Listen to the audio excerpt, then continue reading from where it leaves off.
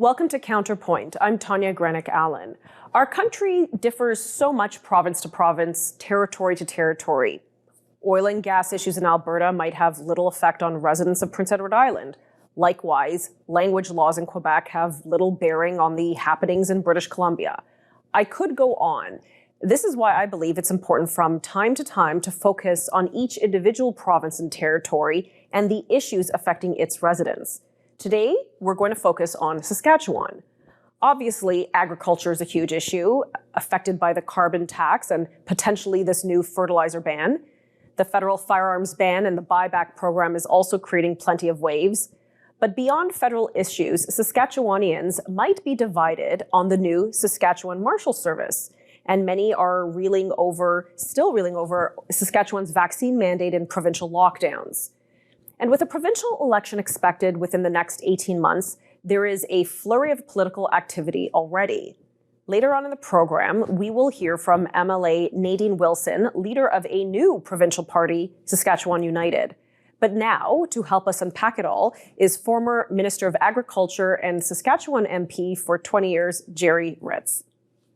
Gerry, thank you so much for joining me today. I'm happy to dive into some of these issues affecting Saskatchewanians. So let's start with those. What issues do you feel are top of mind for Saskatchewan voters? Well, personal property, I guess, is the biggest thing under attack from the federal government. They seem to think they know best from Ottawa as to how we should run and do our lives out here in Saskatchewan. Our biggest problem is with 14 seats, which reflects the population, of course. We really don't wag the dog at all like Quebec does or Ontario does or even Atlantic Canada, right. Both the same. So we're a bit isolated in that regard. I am seeing a strengthening of the prairie provinces coming together on issues, which I think is a good thing. The problem is, how stiff is that backbone? Yes, and I guess we're seeing that now. We have Premier Daniel Smith is up for an election now in Alberta. We'll see what Manitoba is going to have. But in Saskatchewan specifically, because you're such a heavy agricultural province, how do things like the carbon tax impact farmers, impact the agricultural sector, and impact voters when they think about who they're going to vote for next election, federally or provincially? Well, sure. We're seeing studies now that our footprint has actually gone up by 12 million tons during this period when Trudeau has brought in this carbon tax, which hits everyone at every level on so many different issues. You know, there's this talk that somehow ag gets an exemption. There was a private member's bill passed in Parliament. It's now at the Senate, where they usually go to die, that will take the carbon tax off of fossil fuels used for drying grain or heating barns and so on. That's still really just the tip of the iceberg.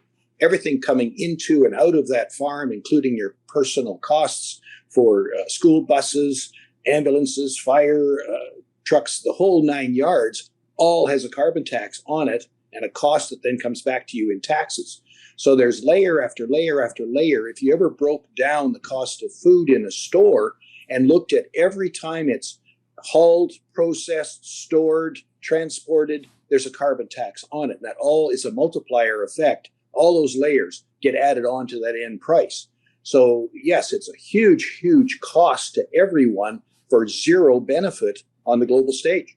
And how are folks in Saskatchewan responding? I mean, there must be some support for this carbon tax, or are most Saskatchewanians up in arms about it?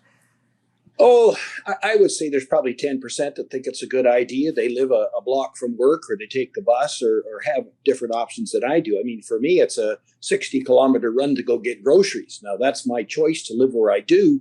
But at the end of the day, it's a cost that I absorb. And you know, as a senior on a fixed income, I love that phrase, I can't pass that on. I just have to eat it. And of course, it's eating up what I have available to me. At the end of the day, that's the vast majority of Saskatchewanians are faced with that. At the same time, when we have flights that come in and out of here, of course, that carbon tax is added on. I'm buying groceries in Arizona this month, and I'll tell you, there's a huge, huge difference in the cost of produce here as it is in Canada. There's no shortage, as we're being told. That's what's driving the price up in Canada. That's all smoke and mirrors. So there's a lot of accessibility to fresh produce, and the price is cheap. Absolutely. My wife just picked up those little bags of romaine lettuce where there's 3 in there. Yes. At home, we bought some a month ago when we were home. There's 3 small hearts in the bag for $8. Down here, you buy 3 big ones for less than 2. Oh, wow. So that's just a comparison. Tomatoes, 88 cents a pound.